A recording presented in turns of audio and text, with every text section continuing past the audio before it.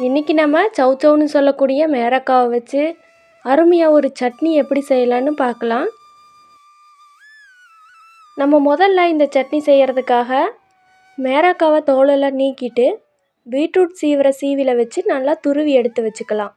அப்போ நம்ம வதக்கும் போது நல்லா வதங்கி வந்துடும். இப்போ தேவையான அளவு எண்ணெய் சேர்த்துட்டு கொஞ்சமாக உளுத்தம்பருப்பு, கொஞ்சமாக கடலைப்பருப்பு சேர்த்துக்கலாம். நான் 1 டீஸ்பூன் அளவு சேர்த்துருக்கிறேன். உளுத்தம்பருப்பு கடலைப்பருப்பு நல்லா பொரிஞ்சு வந்ததுக்கப்புறமா கொஞ்சமாக மிளகு சேர்த்துக்கலாம். 5லேருந்து ஒரு 6 மிளகு சேர்த்துக்கலாம். இப்போ காரத்துக்காக வரமிளகாய் சேர்த்துக்கலாம். நான் இன்றைக்கி 4லேருந்து 5 மிளகாய் சேர்த்துருக்கிறேன். நீங்கள் உங்கள் காரத்துக்கு ஏற்ற மாதிரி சேர்த்துக்கலாம். அடுத்ததாக நம்ம 5 பல் பூண்டு, ஒரு 10-20 சின்ன வெங்காயம் சேர்த்துக்கலாம். இந்த சட்னிக்கு சின்ன வெங்காயம் சேர்க்கறதுனால நல்லா டேஸ்ட்டாக இருக்கும். இப்போ நம்ம கூடவே ஒரு 2 பழுத்த தக்காளி சேர்த்துக்கலாம். தக்காளி சேர்த்துட்டு அதையும் நல்லா வதக்கி விட்டுடலாம்.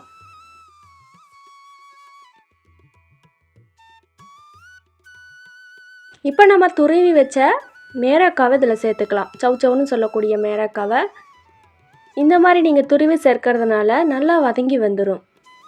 கட் பண்ணி சேர்த்திங்க அப்படின்னா வதங்கிறதுக்கு ரொம்பவே லேட் ஆகும். அதனால் இது போல் துருவிட்டு சேர்க்கும்போது சீக்கிரமாக வதங்கி வந்துடும்.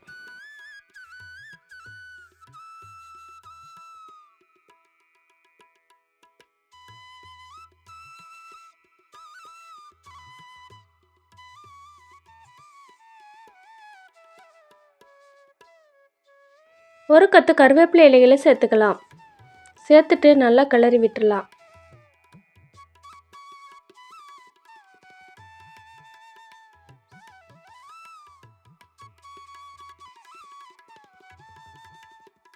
இது ஓரளவு நல்லா சுண்டி வந்ததுக்கப்புறமா தேங்காய் துருவல் சேர்த்துக்கலாம்.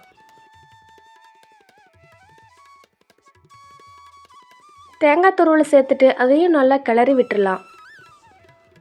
தேங்காய் துருவலோட பச்சை வாசனையெல்லாம் போகிறது அளவுக்கு நல்லா கிளறி விட்டுறலாம்.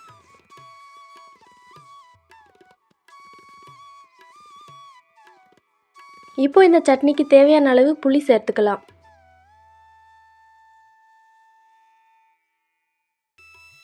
இப்போது ஒரு டீஸ்பூன் அளவு கல்லுப்பு சேர்த்துருக்குறேன். நீங்கள் உங்கள் சுவைக்கு ஏற்ற மாதிரி சேர்த்துக்கலாம். அடுத்ததாக நம்ம ஜீரகம் 1/4 டீஸ்பூன் அளவு சேர்த்துட்டு நம்ம சேர்த்த பொருள் எல்லாம் நல்லா கலக்கி விட்டுடலாம்.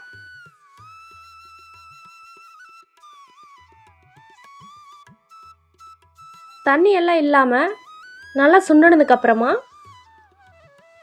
நல்லா ஆற விட்டுட்டு அரைச்சிட்டு வந்துடலாம்.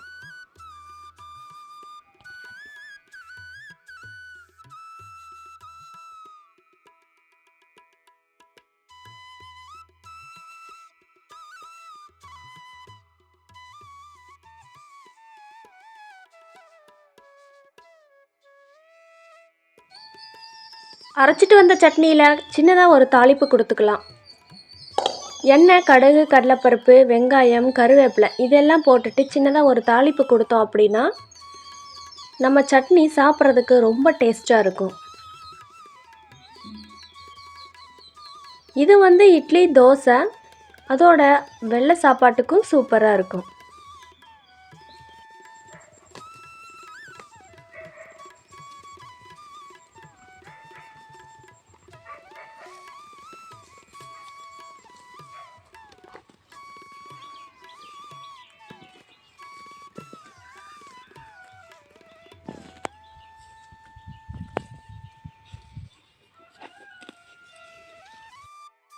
இப்போ நம்ம அந்த சட்னி கூட சாப்பிட்றதுக்காக மொறுன்னு ஒரு தோசை சுட்டுக்கலாம்.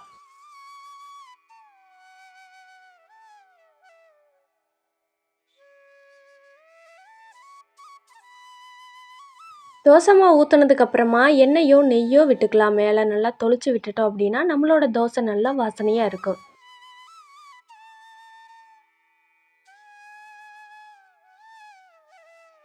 இது போல் நல்லா வெந்து வந்ததுக்கப்புறமா நம்மளோட சட்னியும் அருமையாக ரெடி ஆயிடுச்சு, தோசையும் அருமையாக ரெடி ஆயிடுச்சு. இந்த வீடியோ உங்களுக்கு ரொம்பவே பயனுள்ளதாக இருந்துச்சு அப்படின்னா மறக்காமல் சப்ஸ்கிரைப் பண்ணிவிட்டு கமெண்ட் பண்ணுங்கள்.